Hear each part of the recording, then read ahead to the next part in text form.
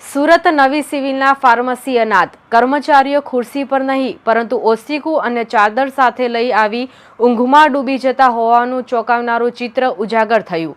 અધિકારીઓની રહેમ નજર હેઠળ કર્મચારીઓ ફાટીને ધુમાડે ચડ્યા છે। સુરતની નવી હોસ્પિટલના ફાર્મસી વિભાગમાં ગંભીર બેદરકારીનો મામલો સામે આવ્યો છે। રાત્રિના સમયે મેડિકલ સ્ટોરની જવાબદારી ભગવાનના ભરોસે છોડી ફાર્મસી વિભાગના કર્મચારીઓ ખુરશી પર નહીં પરંતુ ઓશીકો અને ચાદર સાથે લઈ આવી ઊંઘમાં ડૂબી જતા હોવાનું ચોંકાવનારું ચિત્ર ઉજાગર થયું છે।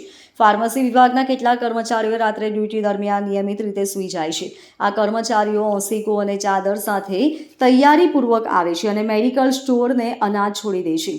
આવી બેદરકારીથી દર્દીઓ અને તેમના સગાઓને જરૂરી દવાઓ મેળવવામાં મુશ્કેલી પડે છે, જે હોસ્પિટલની સેવાઓની ગુણવત્તા પર પ્રશ્નાર્થ ઊભો કરે છે। વધુ ચોંકાવનારી વાત એ છે કે આ બેદરકારી પર ઉચ્ચ અધિકારીઓની રહેમ નજર હોવાથી કોઈ કડક કાર્યવાહી થતી નથી। સૂત્રોનું માનીએ તો અધિકારીઓ આવા કર્મચારીઓને બચાવતા હોય તેવું લાગે છે। કડક પગલાં લેવાને બદલે અધિકારીઓ આવા કર્મચારીઓની બેદરકારીને નજરઅંદાજ કરી રહ્યા હોવાનું લાગે છે।